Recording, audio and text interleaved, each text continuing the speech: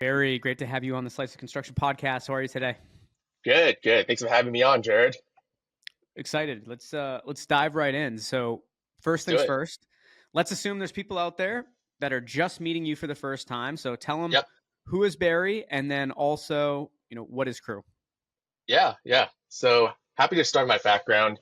I came more from the ownership side of construction, so worked a ton with ground up developments in the multifamily space and industrial space particularly. So was able to get exposed to projects mostly on the West Coast, but we looked at different developments around the country. I would say that was my experience dealing with construction data and getting the preview of how messy that could be for people working in the industry. And so through those lens is what got me to start Kroo with my co-founder Johnny. What is Kroo? We're a modern data management platform for construction. We essentially are democratizing data management capabilities for the industry. You see the large E&R contractors out there like Suffolk, like Turner, and like Gilbane. They've got big data teams. The reality is a lot of the smaller GCs, the mid-market GCs, don't quite have those resources. So how do we help them get to those same data capabilities? And that's what we're doing at Crew. I know, like when you were just getting started, everyone has those.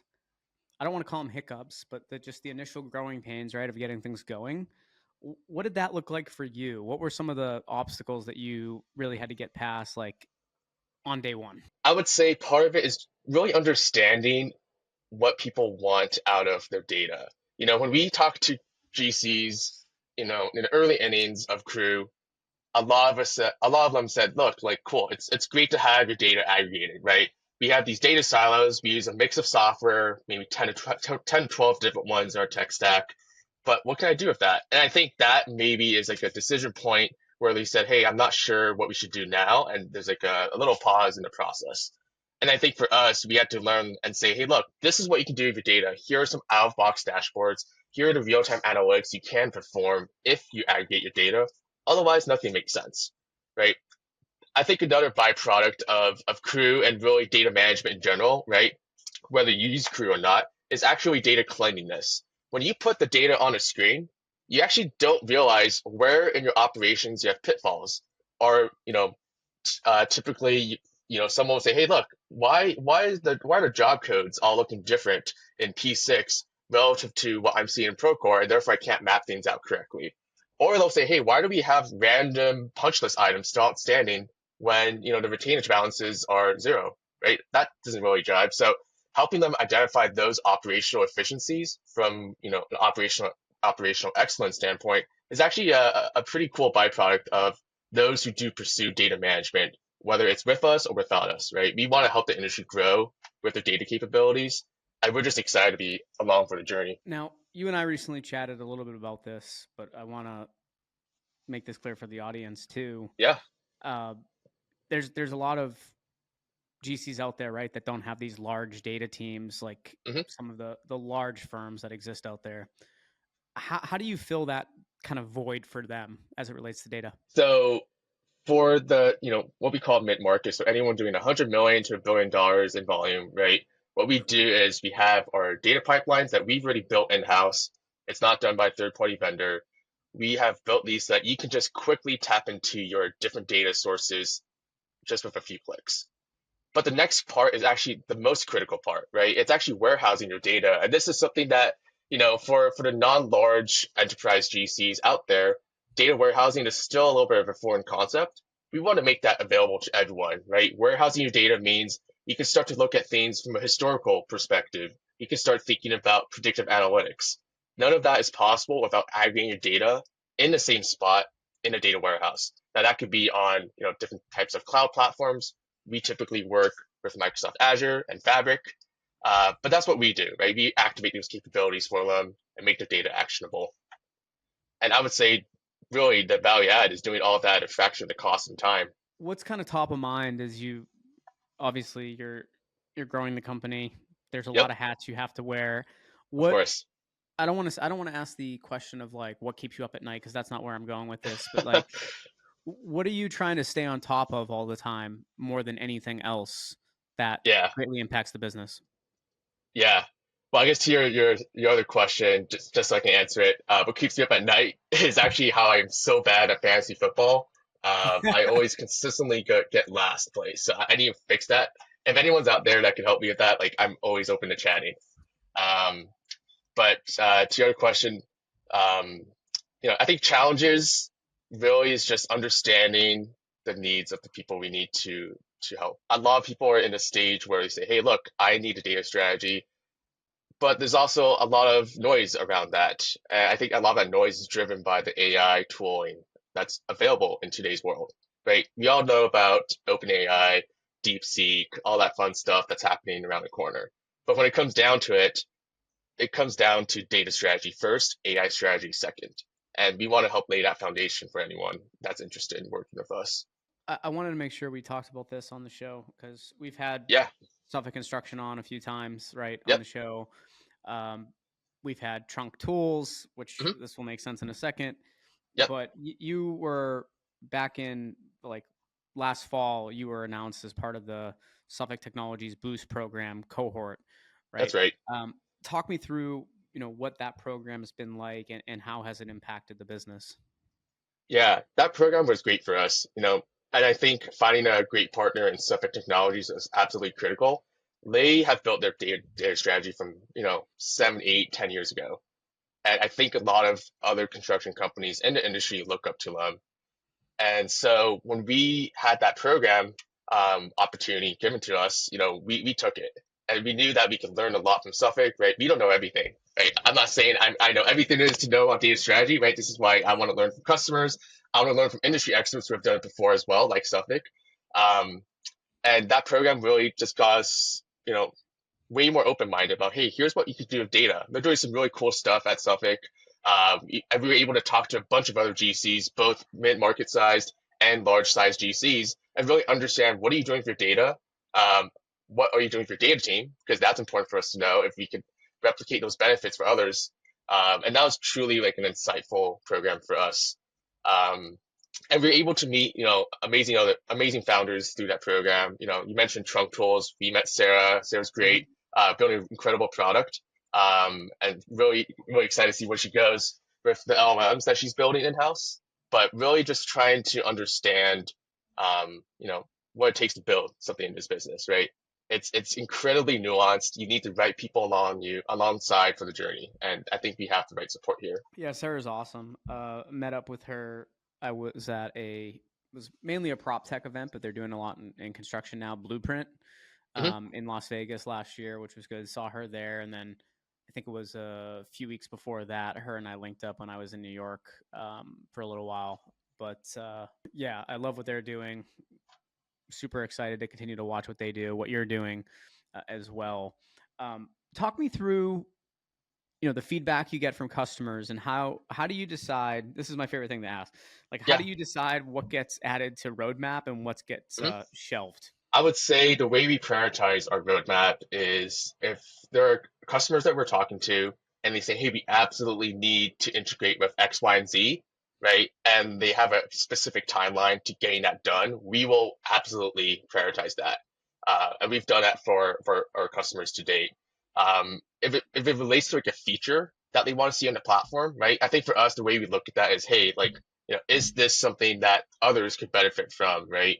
The second thing we look at is, hey, is this something that would get others through the door in terms of trying out Kroo? Like we want as many people to try out Kroo as possible. And so if that's something that's of interest, we definitely want to build that. So some recent examples, one of our customers, Horgan, they wanted to look at visualizing the data set in a more illustrated way. So, when you connect to your data, it's just a bunch of like rows and stuff, right? And it's tough to understand the relationship of the data. How do you map things to each other? So we just built a nifty tool for anyone to visualize the shape and relationship of the data for any data integration that's supported on Crew. So that was like one example where someone's like, look, this is gonna make my job a lot easier. We want to be there for them, so we did it. What we're in 2025 now. What excites you the most about this year in Yeah. terms of where Crew will be through your Hmm. lens? Yep. um are there any events on your radar that you're for sure going? Like, would love to hear kind of what your thought process is for this year. Yeah, we definitely will be showing up at a ton of events and conferences. We have programming set up for pretty much every month, starting in March. So you'll probably see our name pretty much everywhere at most of the large conferences for the industry. We are hitting up a few of the smaller ones as well, where we believe we can really show our value and demonstrate that, hey, look, like we want to hear your opinions on data. You may not have to use Crew, totally get that, but we need to understand what people care about if we're going to continue building this product into something much bigger. And so, yeah, that's a programming for this year. I would say in terms of goals for Crew, like we want to keep doing what we're doing, right? Like we found our sort of customer base that really needs to leverage the data more.